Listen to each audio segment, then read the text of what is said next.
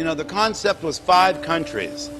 The idea starts, we're going to go to Finland. That's the first country. We don't even know at this point what other countries we're going to. Finland always had the greatest tradition of design of just about any place in the world. It was just, I don't know, an idea of Finland, something about Finland sounds good to me. I mean, it's so different than the other Scandinavian countries. And, you know, Nutijärvi, the factory was here. They were interested in having me come. All of those things together. But the one thing that does stand out, you know, are people. You know, we brought 30-some people, and we must have used, I'll bet we used close to 100 people here, if you counted everybody for all the different things we did. And you got great people, great things are going to happen.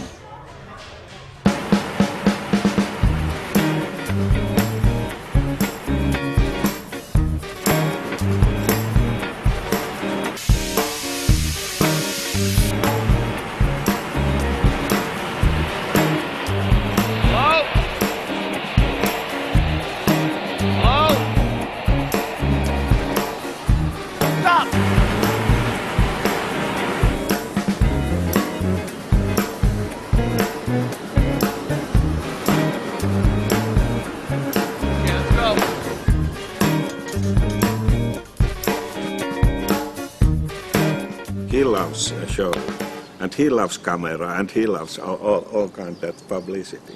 And that is, I think that is in Dale very important point, that he has sense for public relation, excellent sense for that. You know, I'm sure that they'd never seen anything like what we did here. I mean, I'd never seen anything like what we did here. God, we made some wild stuff, huh? The whole idea was speed. You know, we're going to make the glass as fast as we can and get as organic as we could. But I didn't realize we'd get to this scale, you know. That's one of the reasons I brought Martin along, was the fact that he can improvise, and he's going to take advantage of the situation as much as he can, and he's willing to go for it. I've always been able to get to see into Dale's head, so he can go, hey, Martin, I'm thinking like, now watch me. You know what I'm saying? Watch again. I mean, everything we did here was new. The concept, though, remained, which was no reheating. I had an assignment, Martin, so he calls it Martin. No heats. You know, that's just sort of saying, okay, here's a car, no steering wheel. No, don't use the brake, okay? You get the gas and the gears and no brake. Glass plane's made by gathering glass. Then you want more, you want the piece to be bigger, you put a bubble in it and you gather some more. You want it to be bigger yet, you block it with that wooden block a little bit, and then you go in and gather some more. So after you do that 3 or 4 times, you're up to about 10 or 20 pounds of glass. And the idea was that it was never to go back in to be reheated. So that in itself means, by definition, that they can't take more than about 4 minutes to make. Because after 4 minutes, it's going to get cold, and that means you can't work it. So 1, 2, 3, 4 gathers, you give it to the master, boom, he's got to do something with it. And most of it was done by elongating it, you know, and as it getting it hot enough, it has to be very precise. The only thing that slows one down is whether you use a torch or not. So the whole project concept was no reheating. You got to make it first time, you know, you got one shot at doing it. Fast and furious, my friends. No rest for the weary. But I'm not weary, so. We call the head person on the team the gaffer, sort of like the captain of the ship. They all know what they're doing, but it's the gaffer who's responsible for everybody's job to be done right. If somebody screws up, they have to replace them. Or if they have to reprimand them, or they have to encourage them, they have to keep that team tuned. And I'm lucky. I'm the guy that stands back here and tells the gaffers what I want done. So I don't have to run the team. I just have to have a rapport with the gaffer so that the gaffer understands what I want to make. Now, you might ask, why aren't you the gaffer anymore? Well, there are several reasons. One is I went through a windshield in 1976 and I lost the sight of my left eye, and that makes it difficult to work out there on the pad because I don't have any depth perception. As you can see, they're moving real close to each other, back and forth all the time. I can do it out there, I can be out there, but it makes it more stressful for me. And it also makes it more stressful for them because they know that I don't know exactly where they are, and they know if they're on my left side that I can't see them. So I'm better off to be back here watching what's going on. So this was my first real gaffing experience. Dale spent a lot of time teaching me what it's like to be a gaffer. Let's see how we're doing over here. A lot of people think that the person making the piece just has to blow the glass, but I found out that's not the case at all. You've got to be able to make the piece exactly how Dale wants you to make it. You've got to be able to direct sometimes 5 or 6 other people around you, and when they don't speak the same language as you, that's really tough. Okay, hang it down. Stop. Stop. He's not going to understand that kind of language. You just be point. Talk louder and fewer words. Okay. And then you have Dale coming up and saying, you know, don't make it like that. Pull it here. Do it like this. You're pulling it too much. You don't have to get in there and pull all that much. No, don't get them so thin. Over. Keep it thicker. Your light will be a lot easier. Okay. Don't worry about the form quite so much.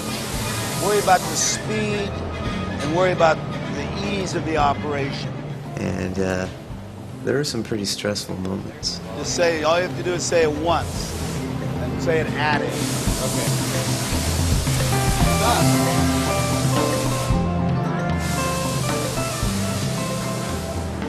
Pretty soon you'll do it without any language at all. You just go like this. We're getting there. We want to get there before we leave.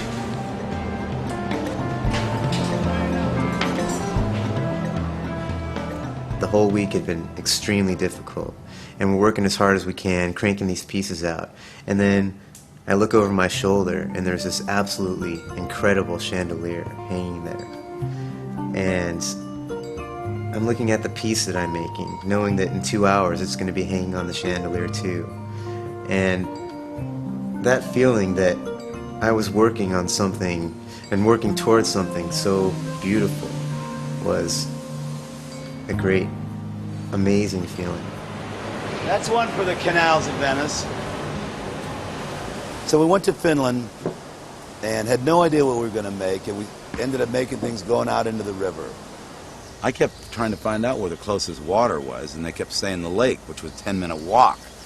And that was bumming me out because I didn't want to have to transport everything to the lake, and I didn't want to have to be running back and forth too far from the glass blowing to the sites. And then I discovered that this river was right next to the factory. So then I started gearing everything towards the river. And listen to that. Ooh. They said it might rain today.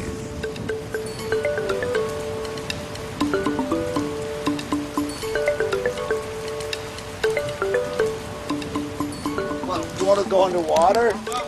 All right. You mean you want it like a torpedo? Yeah. Uh-oh.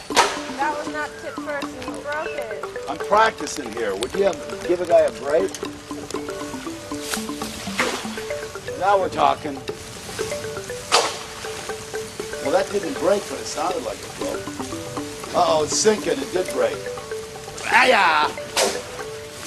Oh, that really hurt. We got torpedo sinking.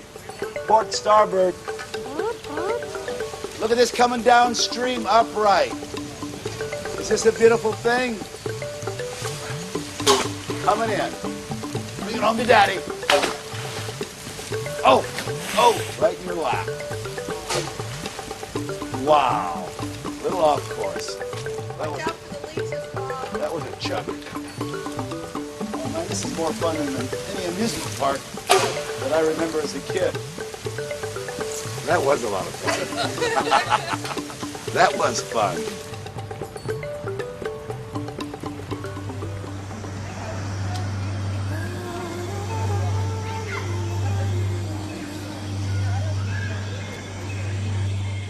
Ooh, interesting.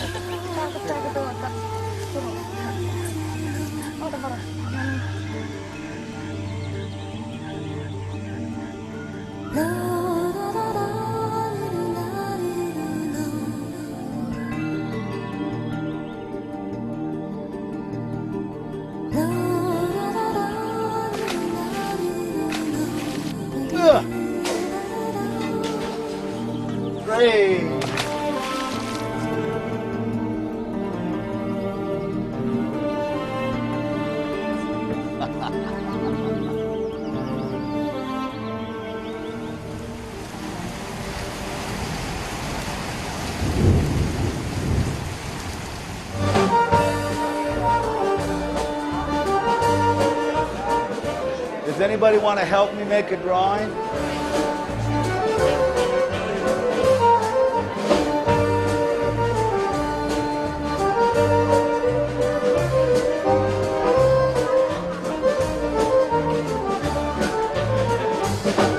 All those pieces were cracked or had a flaw in some way. And we were putting them out here in the bone pile, and Charlie reminded me that people would start taking them. So we don't want people taking them because they're dangerous, because they got cracks in them. So if you break them, then they're not so attractive to steal.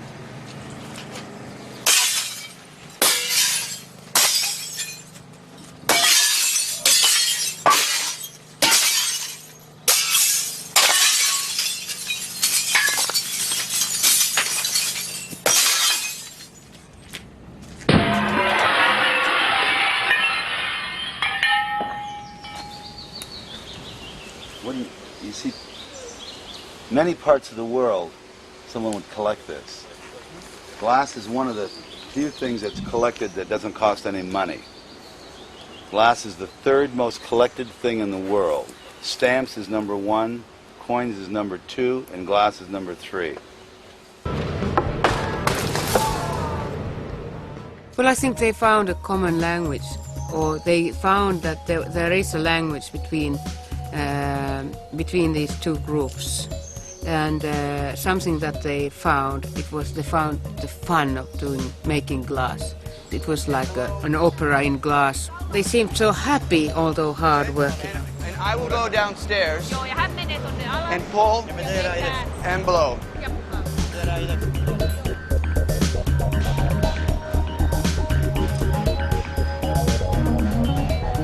Watch this, Martone. I'll bring this puppy over to you, right?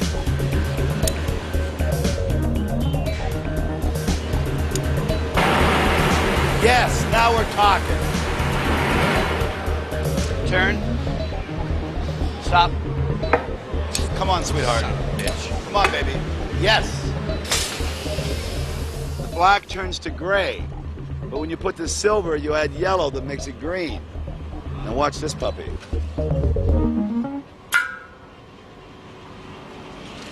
We hit pay dirt down here. Here he goes. Oh my God.